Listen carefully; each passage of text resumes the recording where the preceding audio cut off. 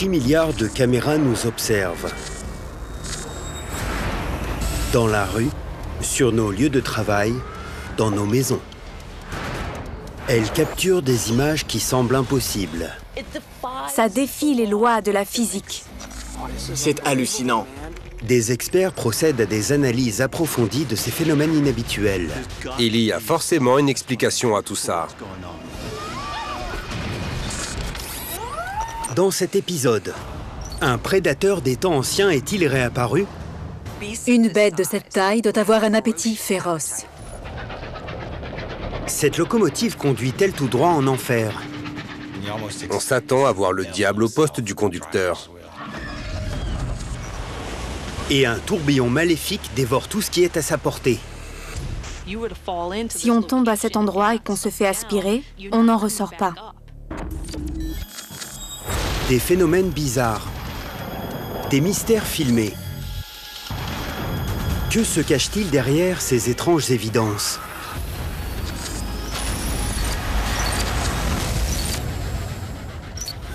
Tout de suite, 3 amis partis pêcher sur un lac assistent à une apparition lugubre venue des profondeurs. C'est un monstre des mers. Par là! Cette créature est énorme. C'est un monstre. Et il se dirige au milieu des 2 bateaux.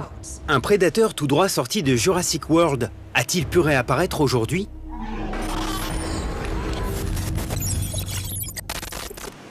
Cela s'est passé en février 2013 à Lough Foyle, en Irlande du Nord.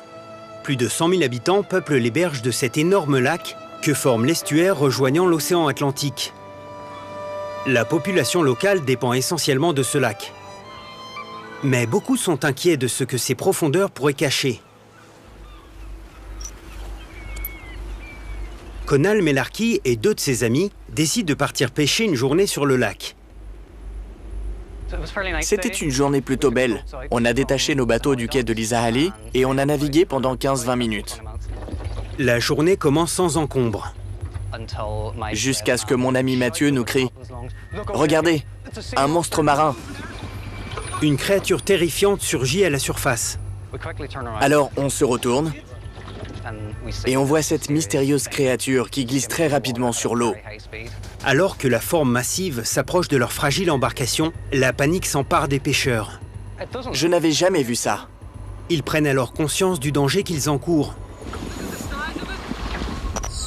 Elle aurait très bien pu nous renverser et nous entraîner vers les profondeurs de la mer. D'autres riverains signalent cette créature. Les histoires de monstres naviguant dans les eaux de Lough Foyle sèment la peur. Les images filmées par les jeunes hommes laissent les experts perplexes. C'est une créature énorme, bosselée et sombre. Elle me rappelle Moby Dick. Si une créature pareille s'en prenait à des personnes ou à un bateau, il pourrait y avoir des conséquences graves. Est-ce un serpent des mers? Un monstre marin? Qu'est-ce que ça peut être? Beaucoup craignent que la légende locale ne soit vraie. On dit que les eaux sombres de Lough Foyle abritent des monstres. Selon certains riverains, les profondeurs marines dissimuleraient un royaume. Lough Foyle est l'entrée des enfers. C'est le royaume des morts. Il serait gardé par un dieu féroce, Manannán mac Lir, le dieu des mers irlandais. Il peut prendre un tas d'aspects différents, y compris celui d'un monstre. C'est un dieu. Il a tous les pouvoirs. Mais d'autres penchent pour une explication plus rationnelle. Daniel Davis, colonel à la retraite, pense qu'il pourrait s'agir d'une invention humaine très dangereuse. Ça présente les caractéristiques d'un sous-marin lorsqu'il descend en profondeur. Aucune base sous-marine n'est répertoriée en Irlande du Nord. Mais Billy Kelly, historien, a une théorie effroyable sur la provenance possible du sous-marin. C'étaient des monstres présents dans ces eaux, il n'y a pas si longtemps. Et ils ont fait des milliers de victimes. Les sous-marins nazis, les U-boats. Ce sous-marin faisait partie des armes les plus dévastatrices sur les mers. Chaque U-boat transportait 22 torpilles, et une seule suffisait à réduire un bateau en cendres. Des milliers de bateaux alliés ont été coulés et près de 66 000 personnes ont été tuées dans ces attaques pendant la guerre. À la fin de la guerre, les U-boats capturés ont été conduits au port de Londonderry, à travers Lough Foyle. Ceux qui étaient en bon état ont été gardés en guise de trophée. Les autres ont été tractés à travers le lac et certains ont coulé dans ces eaux. Sur les 116 U-boats qui sont passés à travers les eaux de Loch Foyle, 60 ont coulé avant d'en repartir. Quelque chose a pu se rompre et le faire remonter à la surface aujourd'hui, 70 ans plus tard. Les carcasses rouillées de ces sous-marins reposeront à tout jamais dans les profondeurs marines, leurs torpilles représentant toujours un danger. La plupart d'entre eux ont toujours des munitions, et ça représente une menace pour quiconque les trouverait. Des munitions nazies échouées sur les côtes irlandaises ont fait des victimes par le passé. Il y a quelques années, des enfants ont été tués par une mine allemande qui a explosé lorsqu'ils l'ont trouvée sur la plage. Une torpille d'un U-boat abandonné pourrait causer une tragédie similaire. Si ça avait été une torpille, les jeunes hommes auraient été en grand danger. Mais Billy Kelly ne croit pas à la théorie de la torpille. Après tout ce temps, le mécanisme d'une torpille aurait été complètement rouillé et elle n'aurait jamais pu se propulser à travers l'eau.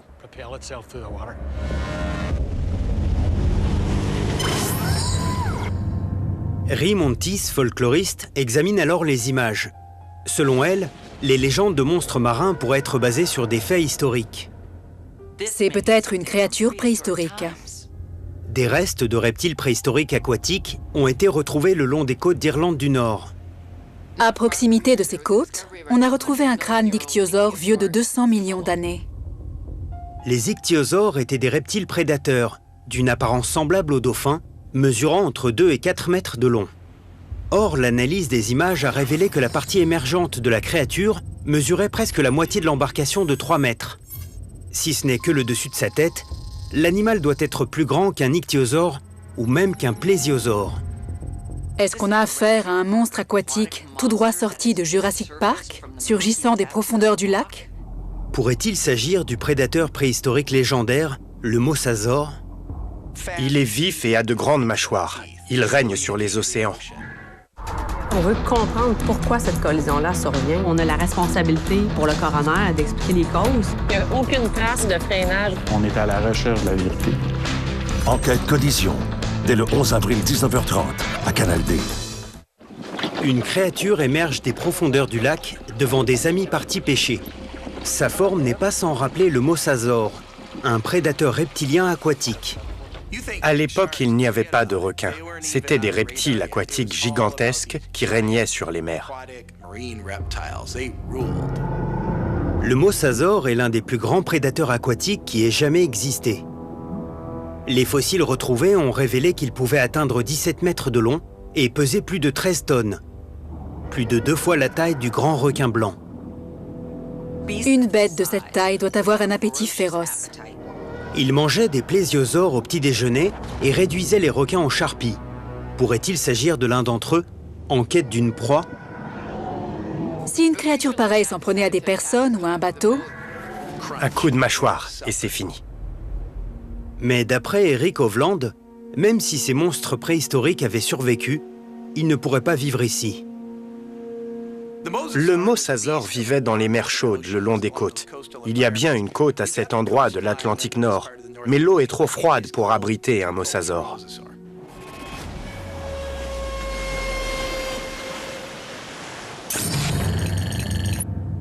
Danny Washington, biologiste marine, se penche sur la vidéo et réfléchit à l'éventualité que cette mystérieuse créature pourrait être une espèce aquatique de la région. On a déjà vu des orques passer dans ces eaux. Et il y a de grandes chances que ce soit une orque.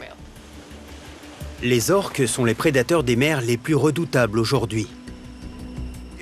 Elles chassent volontiers les baleines de plus grande taille et les tuent. Elles ont le même mode opératoire qu'une meute de loups. Elles agissent en groupe pour attraper une proie plus grosse. Bien qu'on n'ait jamais répertorié d'attaque en mer, les orques en captivité ont fait plusieurs victimes.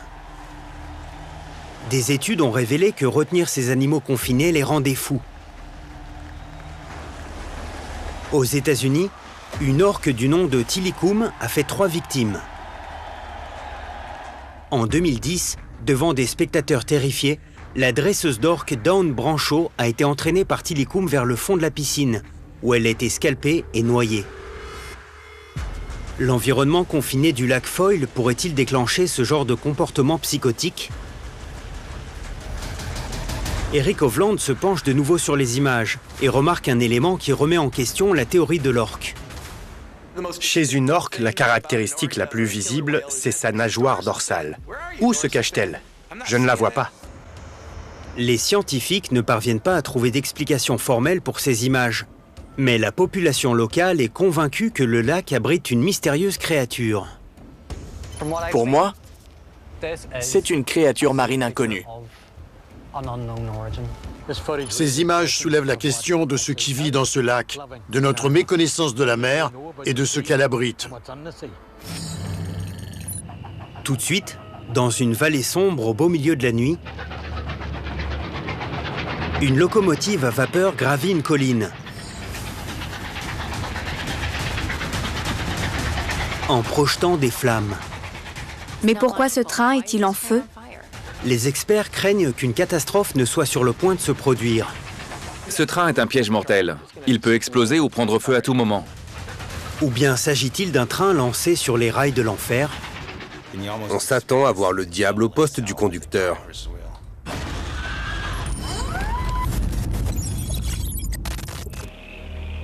Décembre 2016. Dans la province de Xinjiang, au nord-ouest de la Chine. C'est ici que l'ancienne route de la soie sillonnait les vastes paysages de nature inhospitalière du désert de Gobi.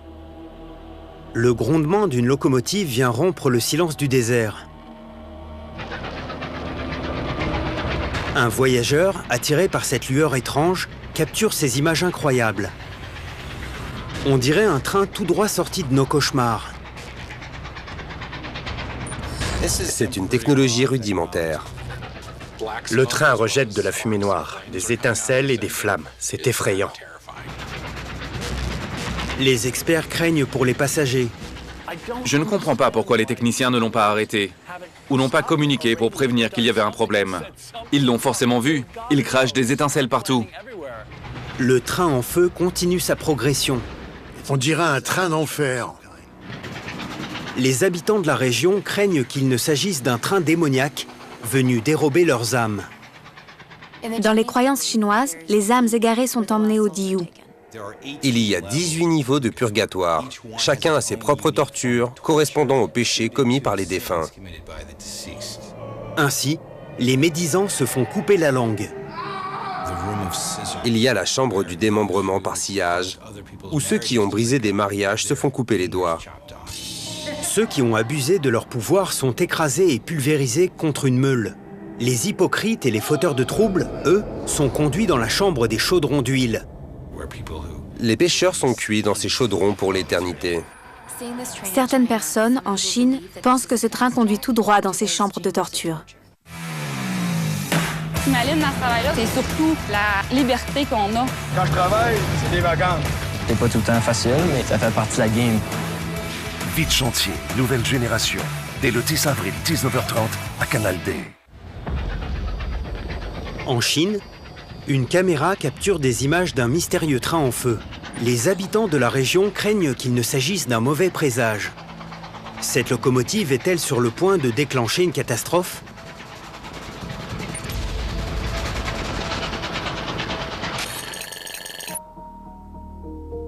Ken Hanson, chimiste, examine les images. Il redoute que les braises projetées ne mettent le feu à toute la vallée. Dans la chaudière d'une locomotive à vapeur, la température dépasse souvent les 1000 degrés. À cette température, on peut faire fondre du cuivre, de l'or, de la fonte. Donc les projections pourraient tout à fait mettre le feu. Les flammes pourraient-elles être causées par la présence de quelque chose dans l'air? Selon Jeff Wise, journaliste, la réponse pourrait se trouver dans l'industrie régionale. Dans cette région de la Chine se trouvent de vastes mines de charbon à ciel ouvert. Les mines de charbon de Sandaoling ont transformé cette partie du désert de Gobi en friche industrielle, un véritable enfer des temps modernes. Cette industrie exploite les derniers trains à vapeur en usage dans le monde.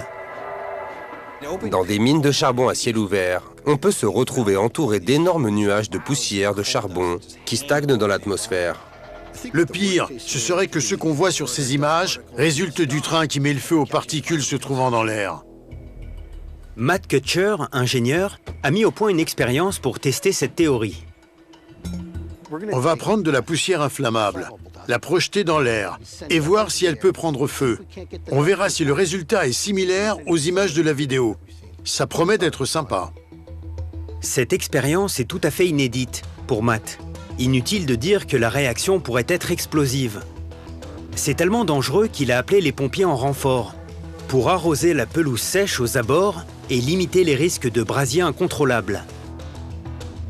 Matt place une charge hautement explosive sous le sac de poussière. Cela va projeter la poussière dans les airs, recréant ainsi les conditions existantes dans la vallée en friche des mines de charbon. C'est ça qui mettra le feu et jouera le rôle du train. Boum! Matt allume la mèche et court se mettre à l'abri. 3, 2, 1...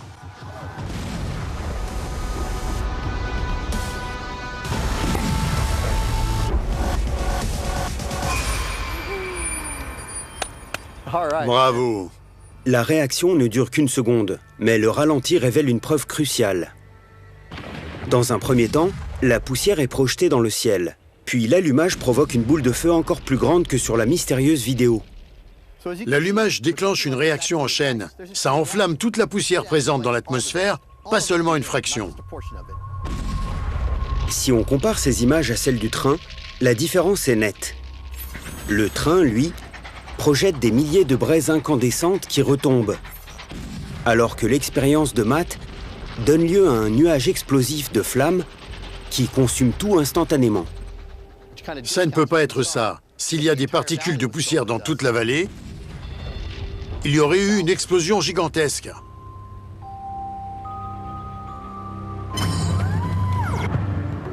John Bush, ingénieur ferroviaire, est appelé en renfort sur l'enquête. J'ai travaillé sur des locomotives à vapeur pendant 40 ans. Je n'avais jamais vu de telles images. Selon John Bush, les flammes pourraient être causées par le combustible du train. C'est un chemin de fer qui relie une mine de charbon. Alors ils doivent prendre ce qui leur tombe sous la main pour alimenter la locomotive.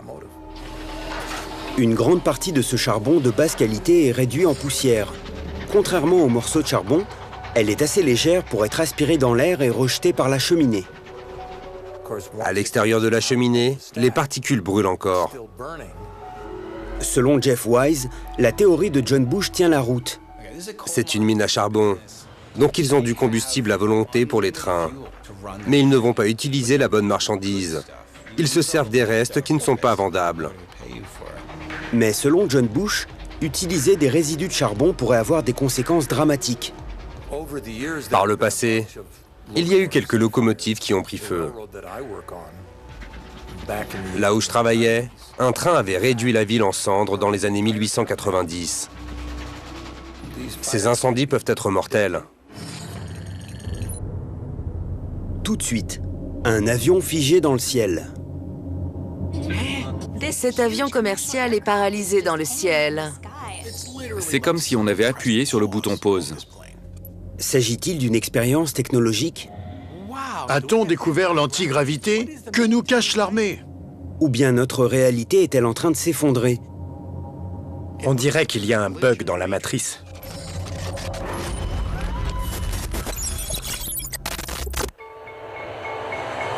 Ça s'est passé en 2010 aux Pays-Bas. L'aéroport d'Amsterdam Schiphol est le 3e aéroport le plus fréquenté d'Europe.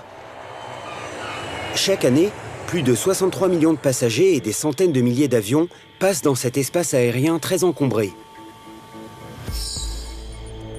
Mais par une journée calme et ensoleillée, un de ces avions ne bouge pas. La caméra filme cet avion qui semble flotter en apesanteur au-dessus d'un bois. Ces images sont incompréhensibles. Comment un avion peut-il être figé dans les airs? L'avion semble défier les lois de la gravité. Il faut une force incroyable pour maintenir un avion de 300 tonnes dans les airs.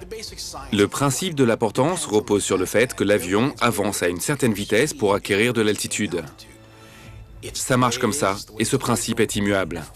Cela demanderait une telle force de maintenir cet avion sur place dans les airs que c'est impossible.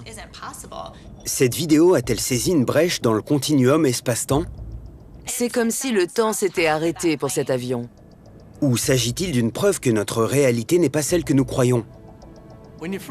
Quand on découvre cet avion qui est figé dans les airs, on se dit « Non, mais c'est pas possible, il devrait tomber. » Mais pourtant, il est là, devant nos yeux.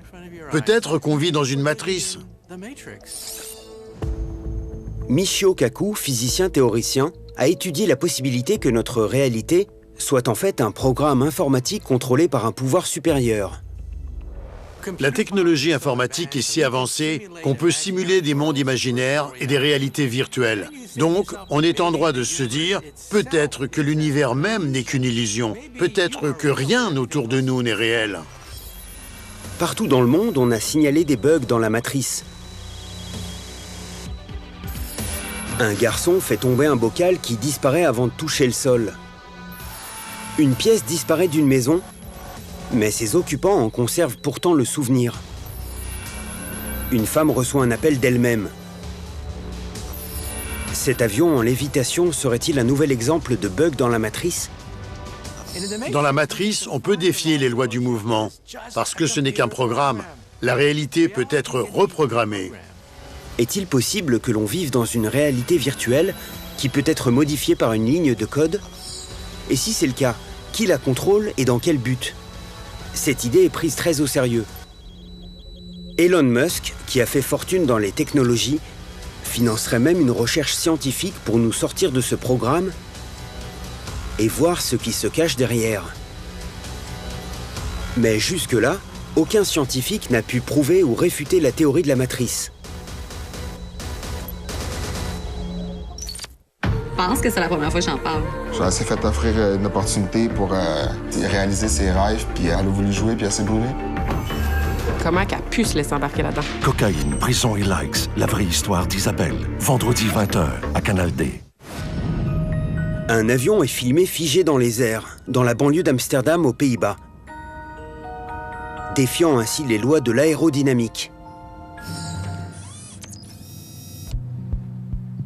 Selon Carlo Munoz, analyste du renseignement militaire, ces images pourraient révéler une expérience sans précédent. L'avion sur ces images est un Boeing 747. On le connaît surtout comme avion de ligne, mais il existe aussi une version militaire de cet avion. On ne peut pas s'empêcher de penser qu'il s'agit peut-être d'une nouvelle technologie militaire testée par Boeing. Les avions capables de faire du surplace ont révolutionné la guerre. Dans les années 60, on a inventé le Harrier Jump Jet qui peut décoller à la verticale. Le Harrier a été le premier d'une série d'avions de guerre redoutables, pouvant décoller à la verticale. L'un des puissants atouts du Harrier, c'est sa capacité à pivoter en un instant et à retourner la situation. L'armée a développé de nouveaux avions pour des fonctions différentes. Si on pouvait faire planer un si gros avion au-dessus d'un endroit, ça changerait la donne pour les armées du monde entier. Cette technologie pourrait très bien être mise au point par une puissance ennemie avant les États-Unis, qui ne la découvrirait que lorsqu'elle serait utilisée contre l'armée américaine. Si c'est le cas, ces images pourraient alors annoncer une invasion prochaine. Mais Marna Kagel, experte de l'aérospatiale, détecte un élément qui contredit cette théorie. C'est un Boeing 747 qui pèse plus de 300 tonnes. Il faudrait au minimum 2 fois plus de réacteurs pour lui permettre de faire du surplace. Donc il n'y a aucun doute qu'il ne fait pas de surplace. Les images sont envoyées à Jade Lovell, journaliste scientifique. Cet avion me fait penser aux oiseaux qui planent dans le vent. Mais je me demande si ici, le vent est assez fort pour maintenir un avion sur place dans le ciel. Pendant la Seconde Guerre mondiale, des planeurs militaires gigantesques ont été utilisés pour le débarquement. Le Waco CG-4A, mesurant 15 mètres de long, était capable de transporter en vol jusqu'à 13 soldats ou un véhicule de 250 kg. Les planeurs restaient en suspension parce qu'ils se déplaçaient, ce qui permettait à leurs ailes de générer la portance. Mais cet avion-là ne bouge pas. En y regardant de plus près, Marna Kagel s'aperçoit que le train d'atterrissage a été déployé. C'est un élément clé pour comprendre ce qui se passe. Apparemment, cet avion va se poser, donc il doit voler à environ 270 km/h. C'est au cours de la phase d'atterrissage que les avions sont les plus vulnérables aux vents violents. Les vents de travers violents peuvent facilement faire vaciller un avion de 300 tonnes. Ils peuvent même provoquer un crash. En 1985, un cisaillement de vent a provoqué le crash du vol 191 de la Delta Airlines sur le point d'atterrir à Dallas. 137 passagers et membres d'équipage ont trouvé la mort. On sait qu'un vent de travers peut provoquer un crash. Mais un vent de face peut-il stopper la progression d'un avion? Il faudrait que la vitesse du vent soit supérieure à 270 km/h. Et on parle d'ouragan à partir de vents à 160 km/h. Donc il faudrait qu'il y ait un ouragan. Et on voit bien que ce n'est pas du tout le cas.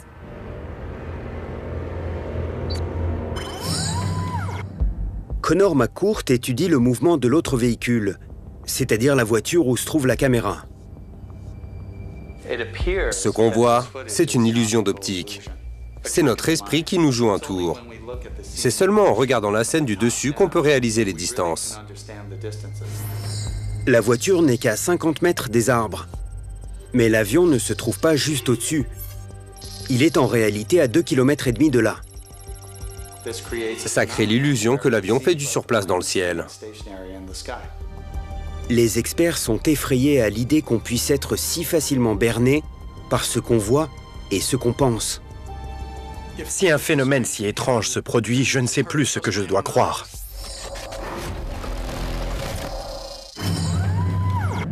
Tout de suite, une caméra de surveillance privée capture une apparition fantomatique. Ça fait peur à voir. Ça donne des frissons. La famille est terrifiée en découvrant ce rôdeur nocturne. On se dit tout de suite que c'est une apparition ou un événement surnaturel. Les habitants de la ville craignent qu'un esprit maléfique ne soit de passage. J'ai vu une apparition qui se déplaçait, quelque chose de surnaturel. Les experts redoutent d'avoir affaire à un fantôme infecté. C'est un esprit maléfique appelé Shindy.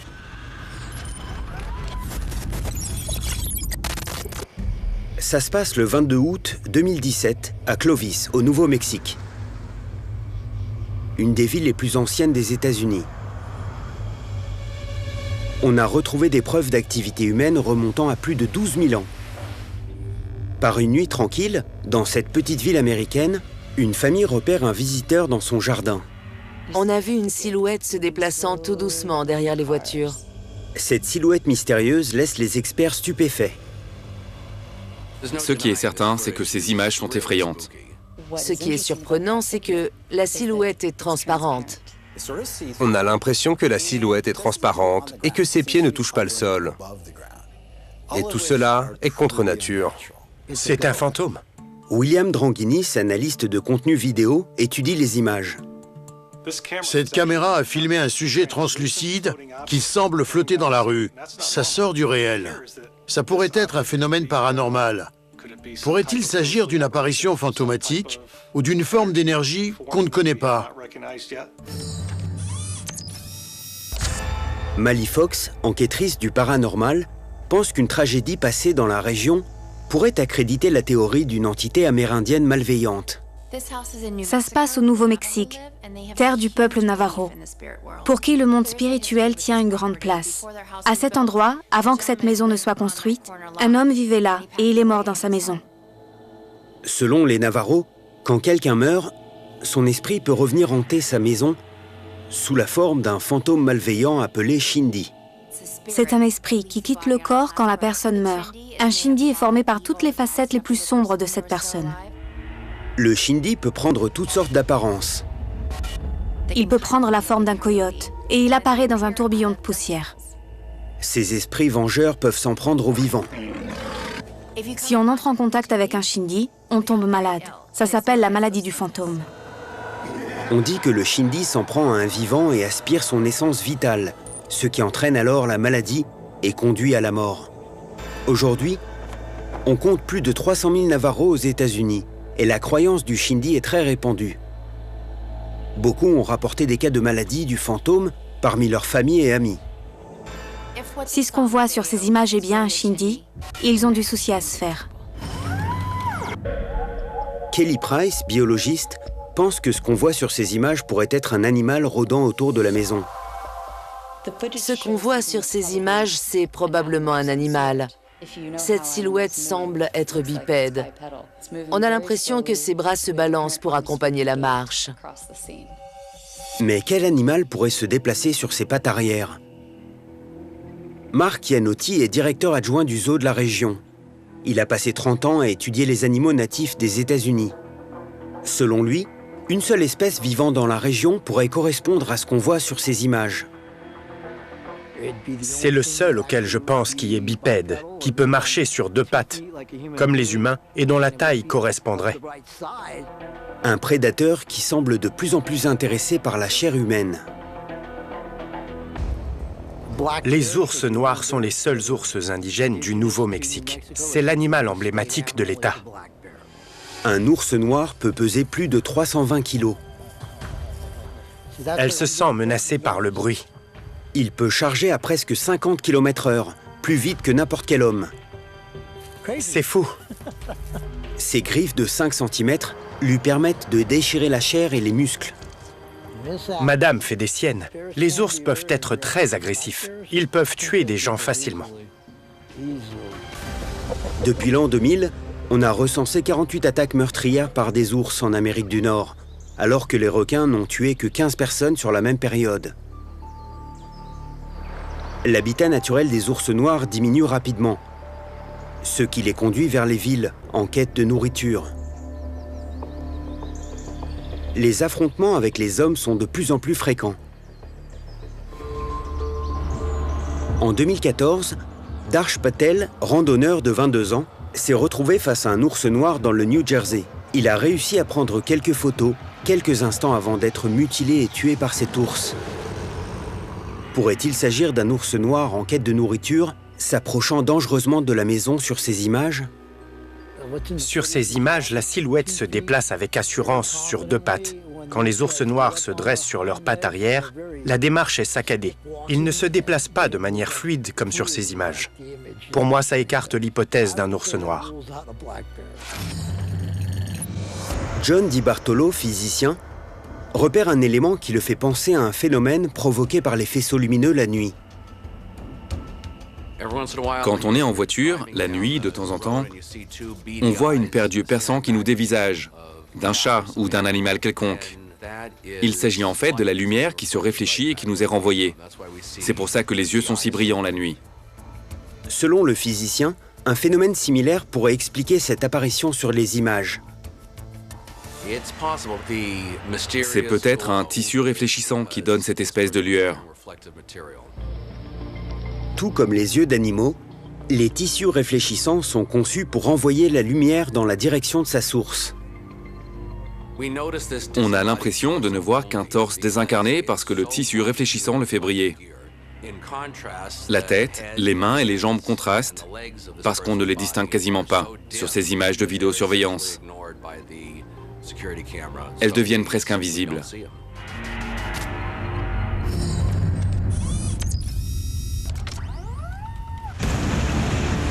Tout de suite, qu'est-ce qui peut bien être à l'origine de ce trou dans la terre?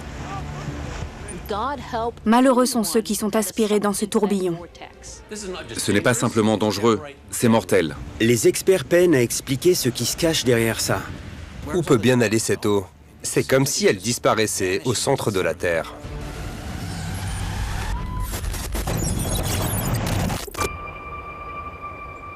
La Lettonie, à la frontière ouest de la Russie, en Europe de l'Est, a connu une histoire tragique. D'abord, les croisés l'ont envahi pour massacrer la population païenne. Puis, dans l'histoire plus récente, ce sont les communistes et les nazis qui sont venus tuer la population. Les dernières décennies ont offert un répit au pays.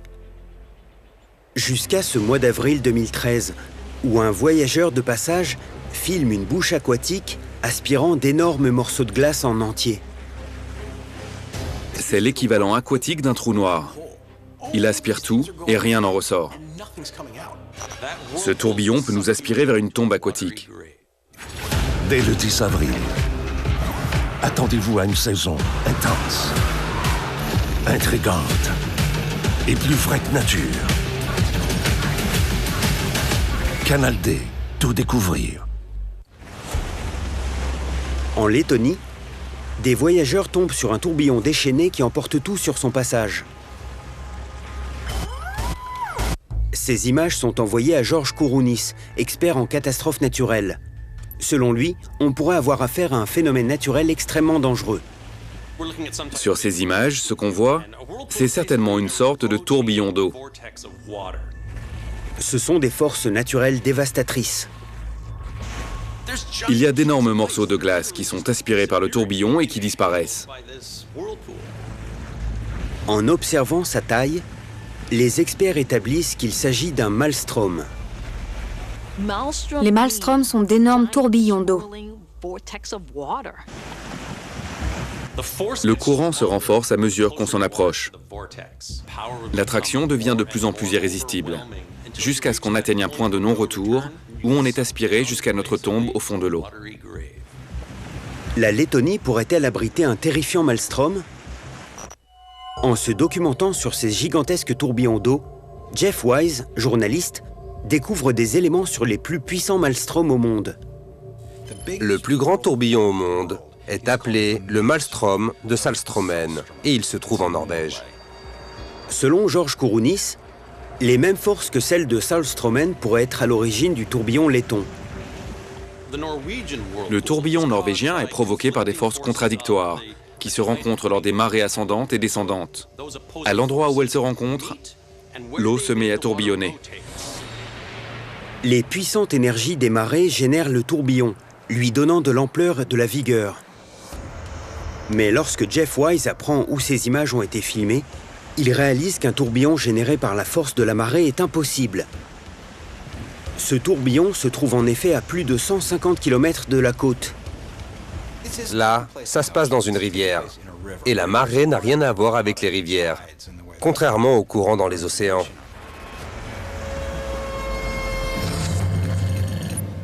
Cyan Proctor, géologue, se penche sur ces images. Selon elle, un processus géologique pourrait être à l'origine de cet énorme tourbillon. C'est comme si on avait enlevé la bonde au fond de la rivière et que tout était aspiré. Donc je me demande ce qu'il y a sous terre, à cet endroit. Il pourrait y avoir une doline. Imaginez-vous une grotte souterraine qui s'effondre soudainement. Au vu de la force du tourbillon, Cyan Proctor craint qu'il n'y ait un vide gagnant du terrain sous la Lettonie. Si je marchais sur la rive, je me demanderais s'il y a un risque que le tourbillon ne prenne pas de l'ampleur. Parce que si on tombe à cet endroit et qu'on se fait aspirer, on n'en ressort pas. Les archives géologiques ne révèlent aucune preuve de possible vide souterrain dans la région.